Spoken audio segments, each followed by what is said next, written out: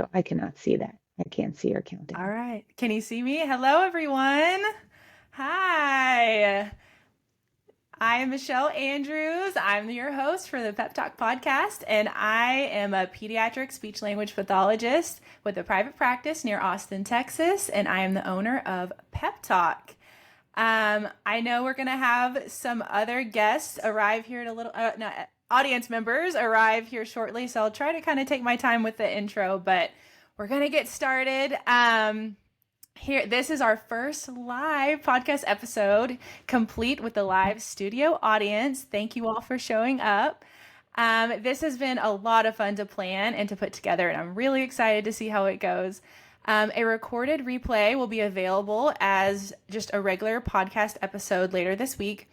This episode is about data. Today, maybe I will finally learn if it's data, whatever. I'm going to learn all the things from Michele, and a lot of information about management skills. All right, so today my guest speaker is Michele Rothstein. Here is a little bit about Michele. Michele is a school-based SLP working full-time in an elementary school for students K through 6 and is the owner of SLP Madness. She serves as a consultant and coach for school-based SLPs to help them meet the ever-growing demands of their caseload while meeting the needs of their students. Michele believes that therapy success stems from strong caseload management and accurate data collection. In her 24 years as a school-based SLP, Michele has served as her department coordinator as well as an instructional technology consultant to the other therapists in her school district. Michele shares her passion for data collection and caseload management as an educational consultant, supporting and guiding SLPs nationwide. Outside of work, Michele is a mom to a teenage daughter. She is a fitness instructor who loves teaching step aerobics. Family and fitness occupy her time when she is not working at school and coaching other SLPs through SLP Madness. Sorry, I did have to read that, everyone, because I wanted to say everything about Michele. She does amazing things. All right, so first we need to go over some formalities for the course. So our financial disclosures. My financial disclosures, I am the owner of Pep Talk LLC, and I'm also the founder and manager of the Pep Talk podcast. Michele's financial disclosures include she is the owner of SLP Madness, and she has no other non-financial disclosures. All right, so the fun part, the learner objectives. This is what you guys will learn today. Number one, you will understand the difference between using data collection probes and therapy charting. You will also learn, you will identify 5 places data probes get reported in the IEP process. You will be able to state 3 ways digital data sheets will save you time on IEP paperwork. And you will be able to explain why using data collection probes are legally defensible. This stuff is important, you guys. This is awesome. All right, let's get started. Today we are talking all about data taking management and methods for a smoother, efficient process. Taking data does not have to be so hard. Taking data should improve your paperwork, not cause more stress. Now let's give your data taking skills a makeover. I'm so excited to introduce today's guest, Michele Rothstein. Hi there, Michele. Hi, Michelle. Hi, everyone. Thank you for joining us this evening. Hi. So this is the first live, so this is the first time I feel like everyone's just been like seeing your face, but you just had to be quiet for a while. Thank you. All right. I am so excited for this live episode and to hear all the awesome information you're gonna tell us. Well, I know I gave a bio. That's kind of your professional bio, but tell me a little bit more about yourself, where you're from, past, current jobs, interest. Tell us about yourself. Thank you first for having me. I'm really excited to be here. Thank you to the audience for tuning in and listening. You kind of hit the highlights, but a little bit about me. I am a school-based SLP through and through, have been for my entire career, and I actually am from a suburb outside of Philadelphia, Bucks County, Pennsylvania, if anybody is familiar with the area. And the school district that I work in is actually the largest suburban school district It's the third largest in Pennsylvania behind Philadelphia and then Pittsburgh. And minus basically my CFY year and then a little some, I have been in the same school district my entire professional career. So I have jumped around different schools within the district, but primarily at the elementary level. Like you said, K to 6, I specialize in working with kids on the autism spectrum, your normal, traditional articulation therapy, language impairment, phonology, you name it in the schools. We see it all and we treat it all. So that's just a little bit about me. That's great. All right. Thank you, Michele. So I guess we can dive right into all the information about data collection. Would you like to go ahead and share your Yeah, slideshow? great. I'm going to share my screen with you Okay. and everybody else that's out there. Give me Awesome. Those of one you second. listening in the future at listening just on my regular podcast on the replay, Michele's going to talk about all the Oh, slides. So the slides are an added bonus to those live here today, but you will still get all the great information. Don't you worry. okay. So this is just my intro. So I'm just gonna, and this was a little bit about me. So we're gonna skip over that. And so kind of just a little bit tongue in cheek. You're kind of in the wrong place if you have unlimited time to spend on your work. You love working beyond your contractual hours and especially, on paperwork. And if you have mastered really all of that IEP reporting data and progress monitoring you're required to do. And again, if you're not worried about the legally defensible stuff, then, you can check out now and not worry about it. But obviously, I know that that is not the case. And that is why you're here on a Monday night. And yeah, I mean, all very important stuff. So I'm actually just going to pause for just a quick second and make sure that you guys are seeing me, okay, in the same way that, and you're seeing my slides. So I Okay. apologize for that. I just wanted to pause for a second Okay, because great. I I see the could not see you. slides. Okay. There is a chat, everyone. So do you see? Should be a little chat button. Make sure it says to everyone. Oh, hi, Catherine. Yes. Okay. Yes. Feel free Oh, to yay. Hi, chime Catherine. in. Yes. Why don't you guys Alexis. Oh, also this is put in, fun. Alexis, where you guys are from? Give us an idea of where you are dialing in from. That would be super awesome. Maybe if you're in a school or if you're in a different setting, we would love to see that if you're interested in having that kind of pop up as we go. Oh, there we go. Oh, Lots of messages. They all popped up. Oh, Dawn, Texas. Me too. Your school base, Bristol. Okay, we see a lot of these comments. Hello, everyone. Thank you all for joining. I guess actually yes. seeing your names pop up in your messages California, New make it seem York. real. Oh, North Wales, PA. We are neighbors, Stacy. Oh my goodness, you'll have to reach out. Yet North Wales, I live in Chalfont, so I'm like literally around the corner from you. We are neighbors. Small world. That's super fun. All right. Well, while you guys populate that in, why don't we'll get moving. Um, Obviously, Michele already talked about learning objectives, so we're gonna jump past that.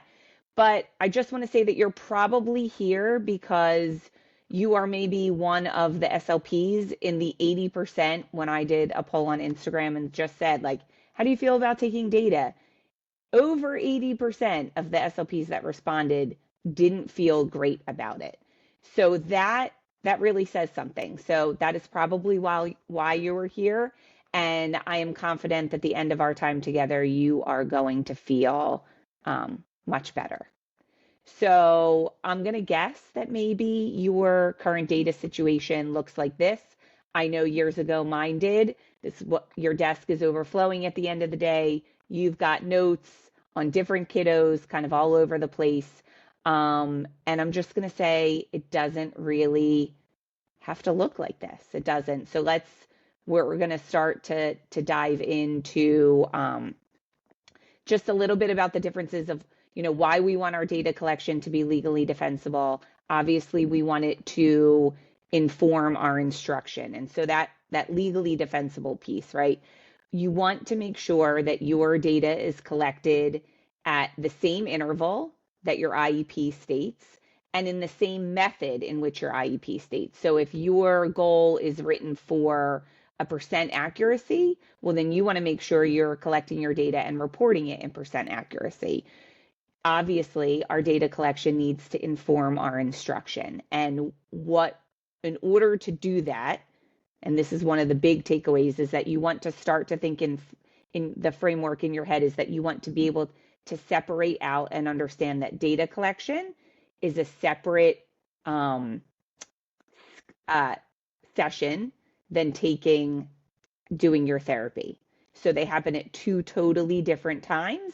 They don't co-occur and happen at the same time. So one session would be data collection outside of your treatment. Okay. So let's get into it and talk about the differences between therapy charting and using progress monitoring probes. So if your graduate school experience was anything like mine, it was ingrained in me from right from the get-go that every session you should be therapy charting. And what I mean by that is during your treatment, you are charting that plus minus, what their prompt level was, and you're doing that data collection online while you're working with the student. And what I'm going to say to you is that kind of all of those professors in graduate school, they were wrong on this. That's really not what we want to be doing. Again, what we want to be doing is taking data outside of our therapy. And we'll dive into a little bit, a couple slides further about why that's so important. But what you want to do is administer progress monitoring probes that are consistent, that are administered as a baseline at the beginning, and then those same probes are used to measure and chart progress throughout the course and the duration of the IEP. And like I already mentioned, that administration happens at a separate time outside of your therapy. Okay? So just talking about data collection dues, right? First and foremost, we want to be consistent. And I always say you want an apples to apples comparison. So again, that is why you would administer the same probe from the time you identify it as a need through all the trimesters or all your quarters through the duration of your IEP. You also want, in an ideal world, that probe would be administered regardless of who the therapist is. That inherently eliminates therapist bias. There's no judgment of like, was that a correct response? Was that not a correct response? Are the stimuli I use different from the stimuli another therapist uses, and therefore change up their data, which again would then give you kind of a wavy graph of progress. Again, another data collection due is that it is not done during therapy. It is completely separate from your treatment. We don't want those two things to co-occur together. Again, your data collection must be reported in a baseline. You must have a clear starting point.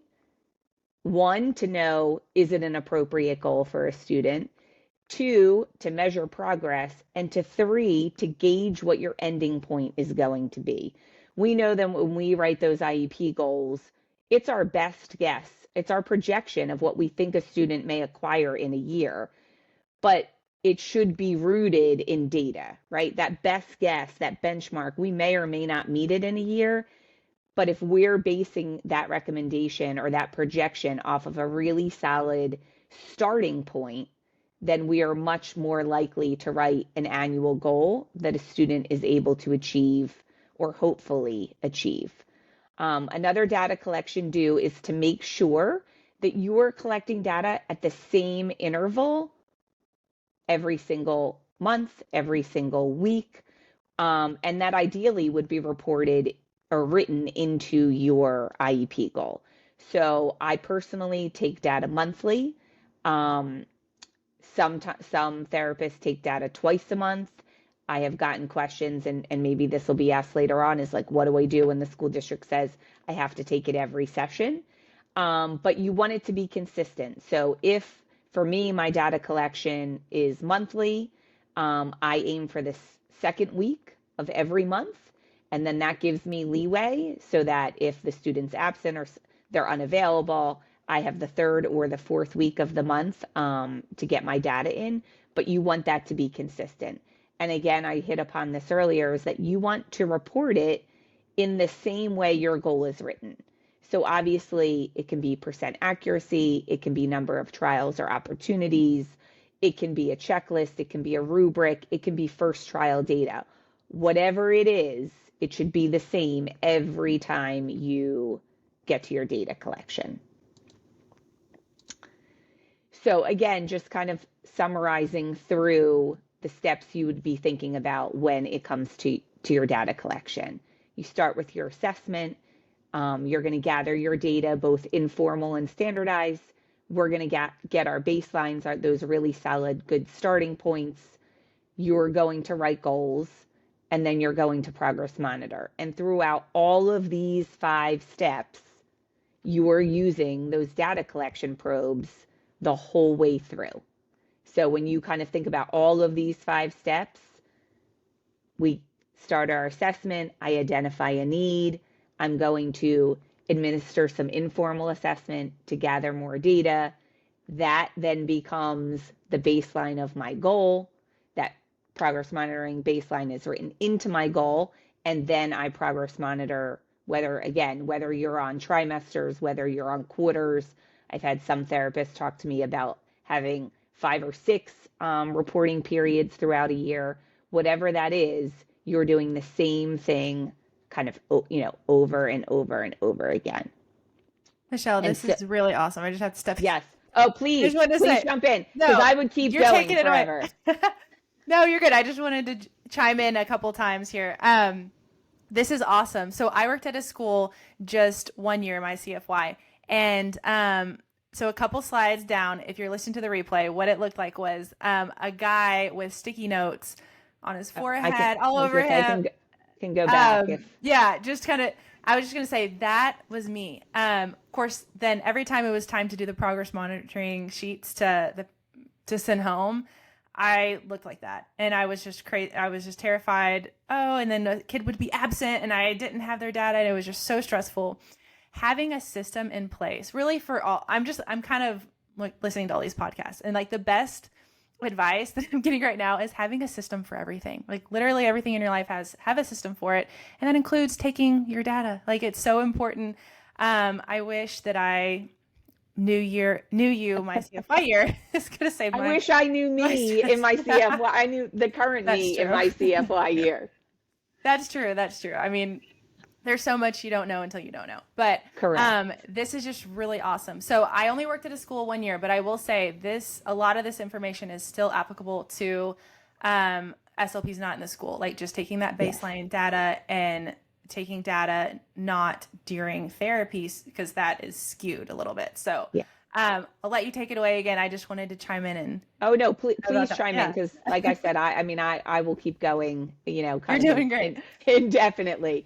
But yeah, certainly applicable for private practice as well. I obviously have the school-based mindset.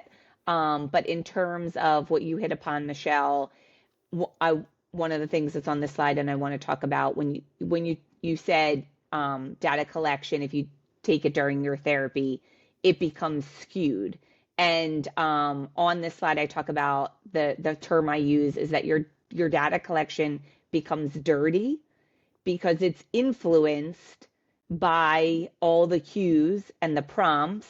And if you are in a school and you have students that are in a group, other students' responses or behavior or anything then influence the one student who's responding at that time. So really what you want is to minimize the skew, you want to minimize the dirty, and you want to have what's called clean data.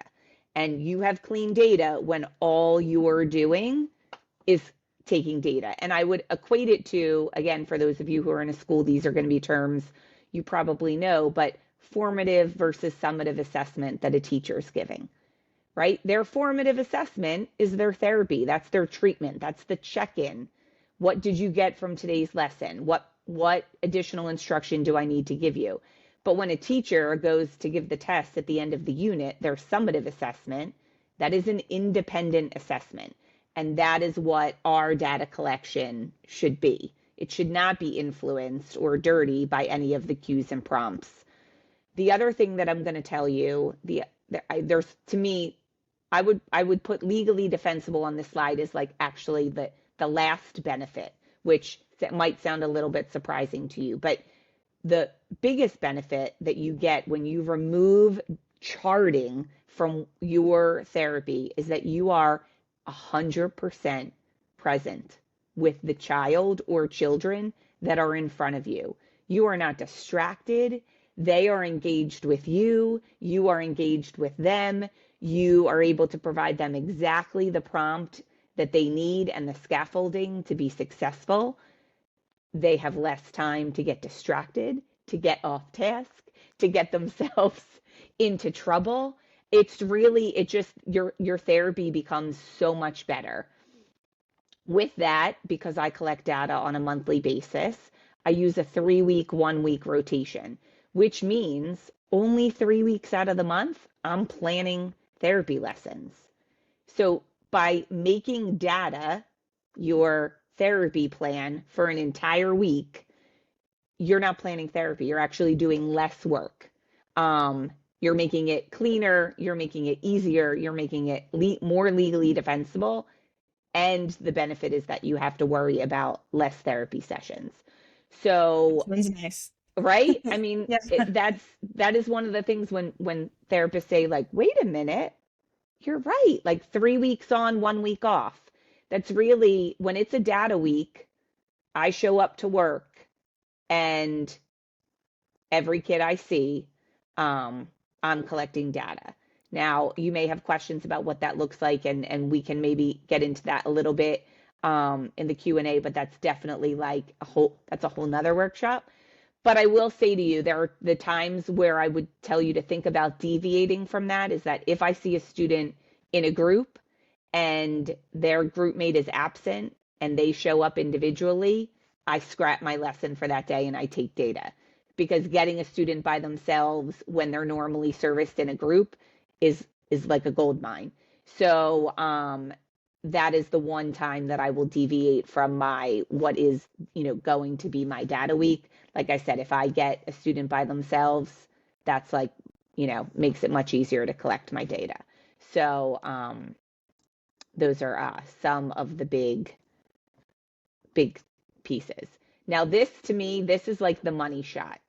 So I always say this is like a 5-way intersection with a roundabout, if you were to equate it to like driving. But this is to me why data collection is so important and how it improves all aspects of our job. A lot of people, I think that our evaluation through IEP process is linear, right? We get a referral, we do a screening, we do our evaluation, we collect some information, we write an IEP, we have goals, we have service, their IEP expires. And I would argue that our process, while it's linear in nature, is not really linear. It is this interactive, cyclical process with data in the middle. And when you have really good data, I'm going to talk about how every other aspect of what you do becomes easier, cleaner, like Michele talked about, gives you the system you need to make everything else run smoothly and efficiently. So again, we get that referral, we have to start an evaluation. Obviously, we're collecting information. We're doing standardized assessments.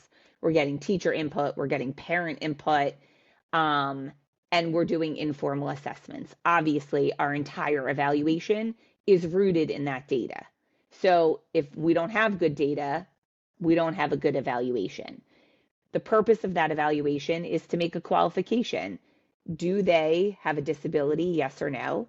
And then that second prong of do they require specially designed instruction? And I am sure many of you sitting on this call right now and listening have gotten into, we'll call it discussion, maybe sometimes heated discussion with parents, with teammates about your recommendation to qualify a student or not qualify a student. And if you don't have good data sitting in the center of your decision, your justification for qualification becomes easier to challenge. Okay, so we qualify a student and now we're going to determine what strengths and needs are, right? So we need to write those IEP goals. Again, we're going back to data and we're going back to the starting point. You have limited amount of time with the students you work with. I know that you are all way overworked and have very large caseload sizes. So you need to maximize the time you have with students. And again, you want to make that best guess for what you think is achievable for a student in a year. You also don't want to write a goal that your student doesn't need. So let's say you give the self and they miss the past tense markers, right? On grammatical morphemes. And you don't give a probe and you write a goal for regular past tense. And then you get into it and you never check the baseline. And guess what? They might have missed those two on the self, but predominantly right now they're starting at 60, 70% accuracy. That's a waste of your time and that's a waste of their time. So again, you want your IEP goals to be written off that data. Once you have your goals written, you have to determine what's the appropriate level of service. How much time do I need to spend with that student in order to meet these goals? And again, I know if you're anything like me, that becomes a hot topic for discussion and conversation. Maybe not for Michele in private practice because she's not working in the school and can make different recommendations. But when you're making, maybe not for insurance companies, but as a private practitioner, it's different. But in the school, we're making a recommendation for how much time we think we need.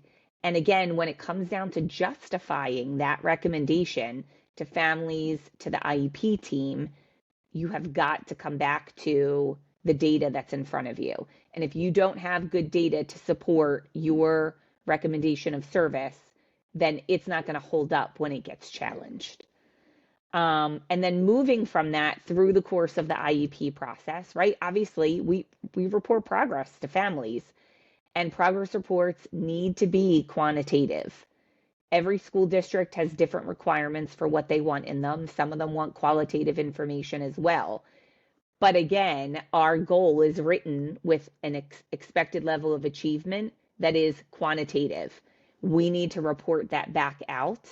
And then at the end of that IEP year, we're going back to our data. Did our student make enough progress? Did they meet those goals? Great. Did they exceed those goals? Even better. Do they need to continue with us? All of those things, again, really come back to data. So for me, that's the money shot. I'm going to pause here. I'm going to let you think about for like 60 seconds, right? Just reflect for yourself on what you're doing now, what we've talked about. I'm going to, I don't think when I switch back over to your view, I can't tell if it, so I'm just going to let it count down. Hopefully you can see the countdown. But It's what counting down. changes, I'm sorry, Michele, go ahead. Oh, I Can just you said see? it's counting down. Perfect. Mhm. What changes would you make? What steps to your process would you want to add? And just start start with one. Doesn't have to be an everything. And I'm just going to sit quietly for 30 more seconds. Let you think about that.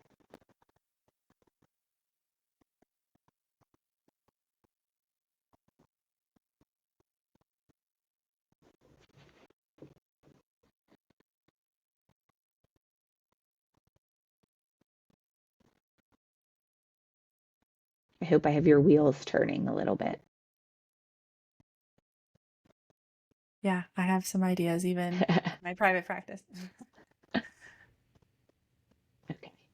So, like Michelle said, it really is for me about systems.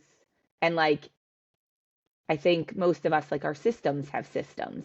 And so I would tell you that the most important system when it comes to data collection, once you wrap your head around, I'm not going to use therapy charting anymore and I'm going to use data collection probes, is what system are you using to collect that data in? And I will tell you that when I made the shift and the transfer to using digital data sheets, that has been life changing and such a time saver.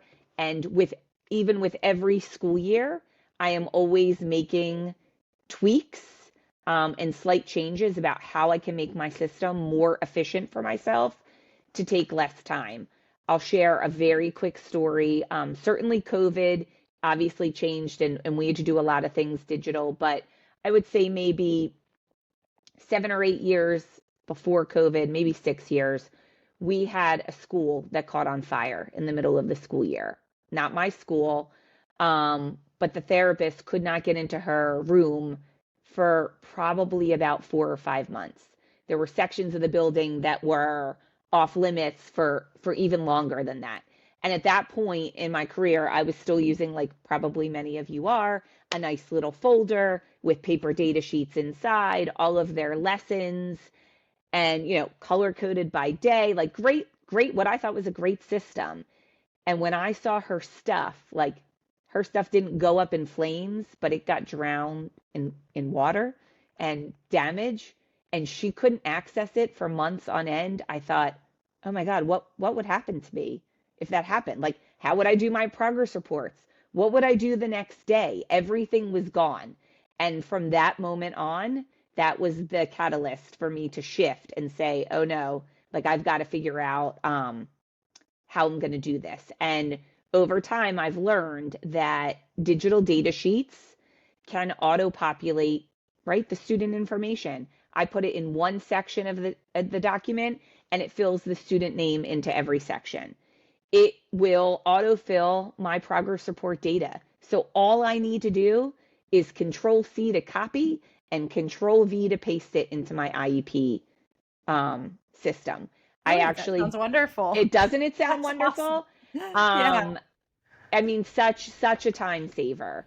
I just did had this conversation with my department, and one of the therapists was like, I spend days and weekends doing my progress reports, and I said I do my progress reports in the 3 hours in the afternoon that we get at the end of the trimester, and mine are done. And her mind, was like exploding that that's how quickly I was able to do them. It is through the efficiency of a really good system that allows me to do it that quickly. The other great thing is like you can link URLs. So you can bookmark your data sheets by your schedule. So there's not this same sort of hunting through, well, what folder did I store that stuff in on my hard drive or my cloud? Where is it? Let me click into this folder. Let me click into this folder and dig your way in. You can hyperlink that stuff, and with one click, everything opens up that you need. So that is another great system. So I'm actually going to jump in and show you what that looks like. But again, here's just kind of a highlight of how digital data sheets will help you. I'm gonna stop sharing for a second, and then I'm going to share a different tab for you. I'm gonna just go um, in between so that you can see. All right. So you can now see my data sheets. So this is a sample of what my digital data sheet looks like. And what I do is I add my student information in one spot, and then it populates over to all different places within the sheet. So this is a sample of how I use shading, and it will graph. So that was one of the things I didn't talk about, but one of the benefits is that if your school district requires you to graph, and some do, and mine is talked about it, if it came to that, I would just snip this information and paste it where it needed to go. But complete in the system is an activity log where I can, quickly type the notes that I did. This is also information that you can copy for your medical access billing. And then in my data sheets, they go by trimester or by quarter, and they're color coded to represent that. But let's say, I was typing in a goal. I'm just going to quickly type so you can see, but to improve, and it would help if I spelled that correctly. I'm just going to leave it to improve ... right? So that goes in here. I'm going to say this is an articulation goal, and their baseline is 3 out of 10 opportunities in words in all positions. So what I am able to do is that when I type down here, the 3, what you can see is it populates down here. And then these boxes become my progress report copy and paste. So over time, let's say the next time I go and I do my data collection on the first of the month, we're at 4 out of 10 opportunities. I come down here, I drop this down, and again, you see it populates down here. So my data sheet is set to have 10 trial articulation data, 5 trial, percent accuracy. Again, you want how you're collecting your data to match how the goal is written. These are, there are language ones. Again, same thing, 10 trial, 5 trial, percent accuracy, and then also customizable ones. The other thing that I have in here is an attendance calendar. So this is updated with every year, and then it has the weekends and like the legal holidays shaded out. So when I see a student, I come in, I tend to use, green if they're here and I see them, red, and I put an H if they're home. If I'm unavailable for some reason, I code it yellow and put it therapist unavailable. And then within that, within the document, there's, directions on how to use all of this. But that's pretty much what a sample looks like. And then when I get to progress report time, I take this box and I copy and I go into my IEP reporting system and I paste it, and my students' progress reports are done. Michele, that's so cool. That's amazing. Like that, right? I mean, that's really cool. Yeah. I do want to say, for those of you listening to the replay, that I will, Michele, tell me if I can add the slides to the show notes or screenshots of those images. Yes, we can. So they can see what it looks like. So we'll figure that out at the end. So, okay, yeah, we will figure that out. We will make sure on the replay that you get to see everything. We will figure that out. Okay. Perfect. I'm going to go back to just sharing a few more slides. Have you watched the chat? Has anybody put any questions into the chat? I have it open. Okay. No questions into the chat yet, but okay. And feel free, if you think of a question right now, you can go ahead and type it into the chat. And then when we do get to the Q&A, it'll already be there ready for us. We are almost there. Okay. But just to one more point about the data sheets is that my school district is a Microsoft district. I use them in Excel. What I just showed you is the Google Sheets version. That is, to be honest, much more popular. But they do, like I said, they include that activity log. I use that to copy for my medical access billing note, an attendance sheet so that it's easy to track.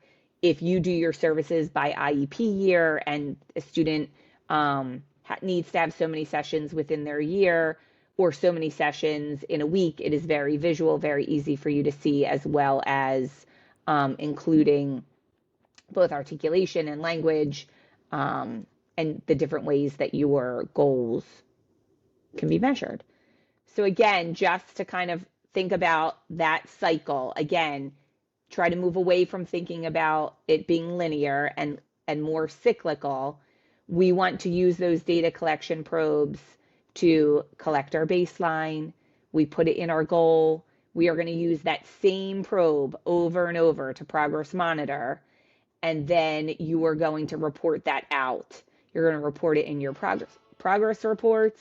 You are going to report it in your present levels of your IEP for the next year. You're going to report out how they did, and so forth. So I'm going to pause there for a second. Michele, anything before I move into just the last part? Anything you want to add, think I should highlight? Let's see, I make just sure we want, went through all of our learner objectives. I'm pretty sure we yes, did. I'm going to take a quick sip if I'm that's going through okay. my questions ahead. I think Defensible. we did, but Yeah, I think so. So the next part is talking more about your system, yeah, correct? okay. Okay. Yep.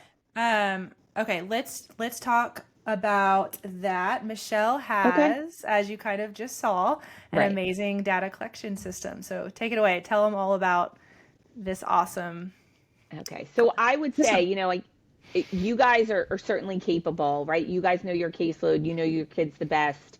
You can review your current system, start to compile materials. I would say that certainly a lot of the, either linguist systems, super duper on TPT, there are books out there that maybe have pre and post tests. You can go through those things. There are also subscriptions, which I'm going to say are, sometimes expensive subscriptions, but there are other ways to get probes out there. But I'm going to tell you that, my 25th year in the schools, like you can revise your systems, or I would be happy to have you let me help you through my experience and kind of honing these skills and these probes. So I have what I use on a day-to-day basis, and I call it my data makeover data collection bundle. And it is complete with 13 time saving resources, articulation, language processing data, following directions, inferences, comprehension, questions, social skills, vocab, grammar. Like I said at the beginning, I am mainly an elementary based SLP. A lot of the questions I sometimes get are, what's the age for these? And I would always tell you that it depends on the language level of the student that you're working with.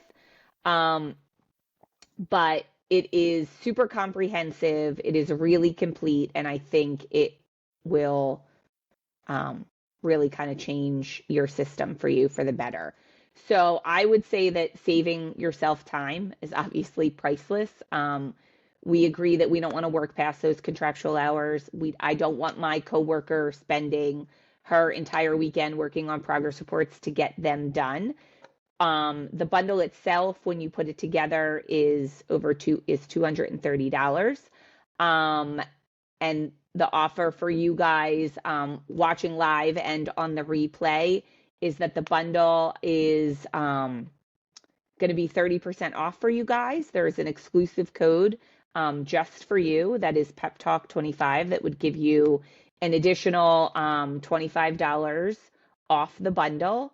I'm going to pull up here a QR code. The URL is also on the slide, but if you want to, pull up your phone, you can QR code yourself right to the bundle itself on my website. The discount code will not expire. So again, for those of you watching on the replay, you are certainly able to use it as well.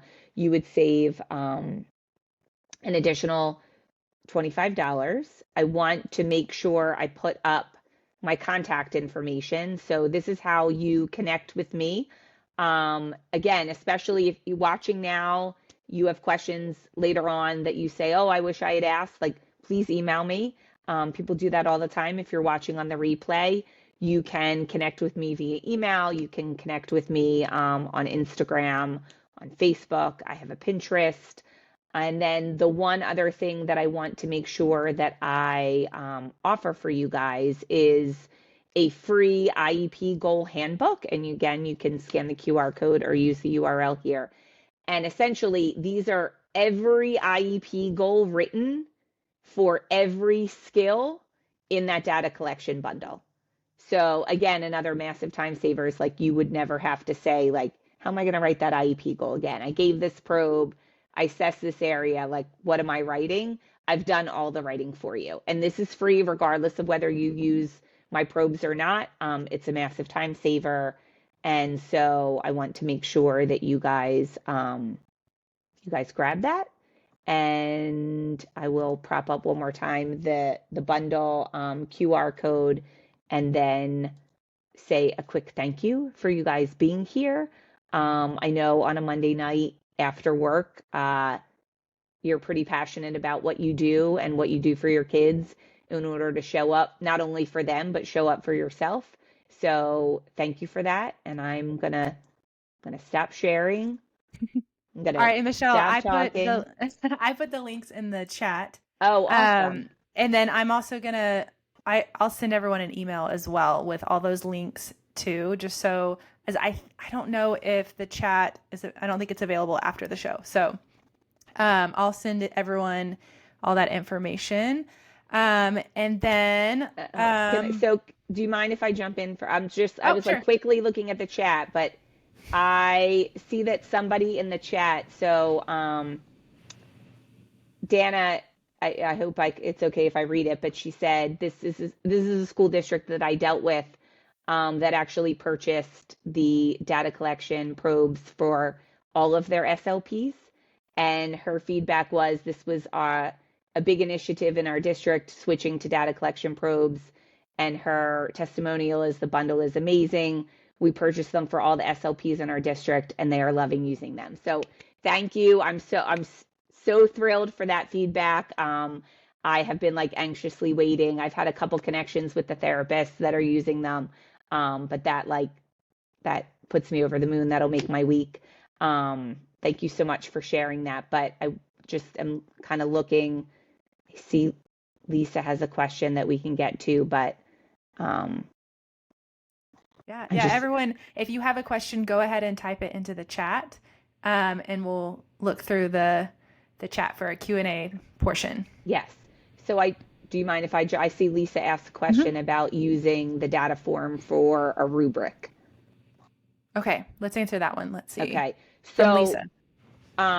without knowing the setup of your rubric, I'll answer it as best as I can, and then if you need clarification, if you need me to clarify something, Lisa, please put it in the chat. But what I would do is there are times where I will modify the customizable tabs to be exactly what I need. So if the rubric is based off of, let's say it's a 25-point rubric, I would add, and I can't remember off the top of my head how many rows I have. I think the customizable one has 10 rows. So basically what I would do is for me, I would copy those 10 rows. I would add 15 more, and then I would count my points each time I probe that scale.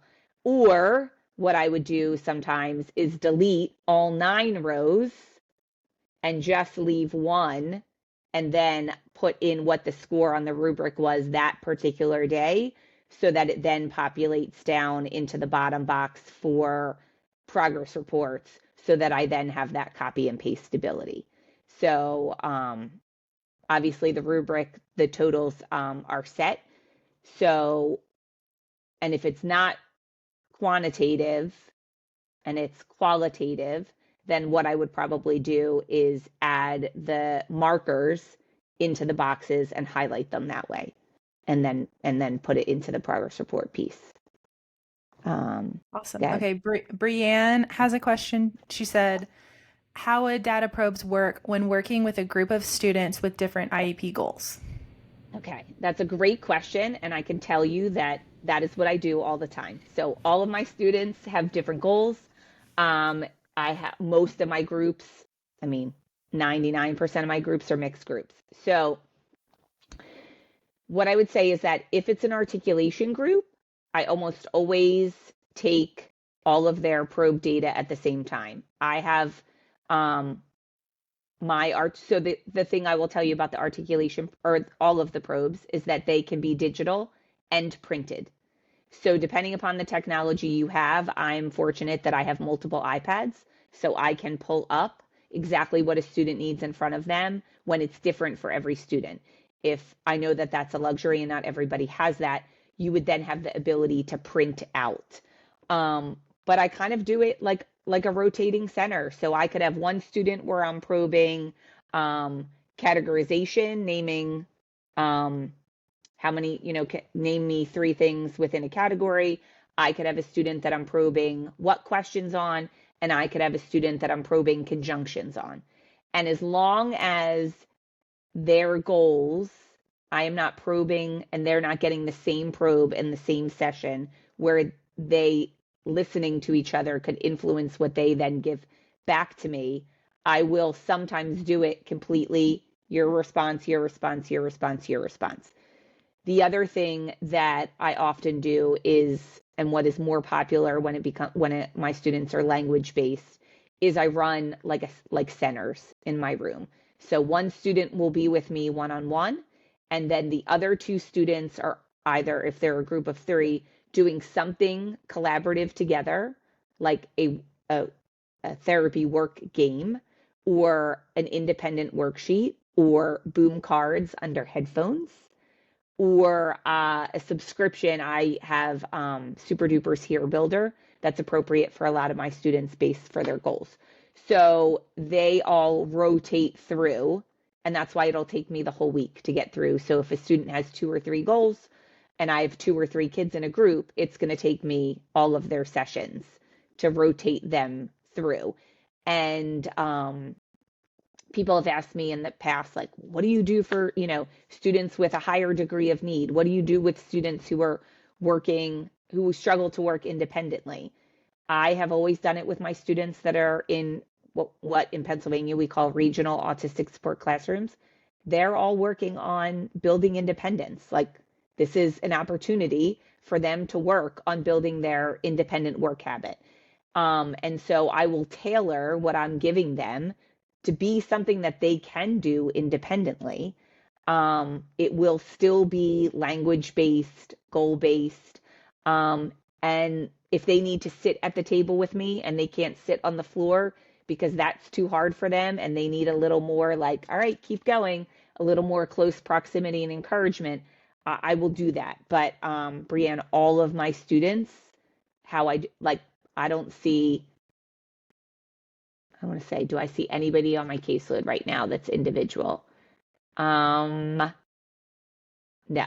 So all of my students right now are in a group. So there's a learning curve for you and for your students, right? When you start to implement this, it's not seamless in the beginning, but I will tell you that it, the benefits far outweigh the challenges at the outset. Awesome. Okay, I just posted a bunch of links here at the end. Okay. Okay, we'll wait and see if anyone else has another question too for a minute, but I thought I'd do a little shameless plug here. Yes, go for it. I was interviewed on a podcast just a few weeks ago, Christy from Speeching It Real, the Speeching It Real podcast. That is being released this Wednesday, February. Let me make sure I say the date right. February 28th. Just in the morning, like 7 a.m. or something like that. So check out her podcast. I linked it here as excellent. well. And I can't wait to check it out. Yeah, and it's just like all of her episodes are really just fun, conversational. I talk about just kind of how I started my private practice a little bit, not like giving you all advice on all the details of that, but just kind of how it went, and starting my boom store, TPT store, in the podcast, and just kind of a little behind the scenes there. Yeah, I just thought I'd throw that in there since it's being released this week. And also, you guys, you all have sat here for about an hour. You've learned so much. Get credit. Now it's time. It's almost time to take the course quiz. You get your certificate that is ASHA approved PDH, Professional Development Hour. Or also if you live in Texas, or if these count for your other state, which most states, this also counts. It's a TISHA CEU. So the last part of when you're taking the quiz, you can fill that last form out if you are a TISHA member, and I can submit your CEUs to TISHA. But otherwise, you just hold on to your certificate. And if you get audited by ASHA, then you send it in. Right. That's kind of how it works. Let's see if there's any other No, questions. I don't see anybody. No other questions? Okay, goodness, our time was perfect on here. All If right. anyone has any other questions, we'll kind of look for a little bit. But this was so great, Michele. This is great information, whether you work at a school or not, but for sure if you work at a school. But even for me, I'm thinking I really need to have data probes because I've definitely written goals and then went to see that kid the next week and it's like, oh, they can do that. Or it's, they might have missed it on the test, just like you said. Yeah. Correct. It's like, We're all guilty of that, right? Yeah. Luckily in Yes. private practice, I kind of just, and I don't take insurance either at this point. Even better. Even I better. just kind of change out their goal, but Yeah. but it is a hassle and it's like, oh, I wish I would have kind of dug a little deeper, but this has been so incredibly helpful. I really can't thank you enough. And thank you for being my first live podcast Thank you for episode guinea having pig. me. Yes, this was has been so awesome. wonderful. Thank you so much. It's an honor Yes. to be a guest. All right. So I have just kind of my last little spill and then we'll kind of wave goodbye. So, all right, you guys, thank you all for listening. I hope you've learned something today. All of the references and resources throughout the episode are listed in the show notes and also listed on the Pep Talk podcast for SLP's website. If you want to learn more about Michele, make sure to check out her Instagram at michele.madness and at slp.madness. Where she shares helpful SLP tips and tricks and offers the data collection system she created, which is very impressive, by the way. Michele, thank you again for joining me here today. Thank you so much for having me. This was lovely. Awesome.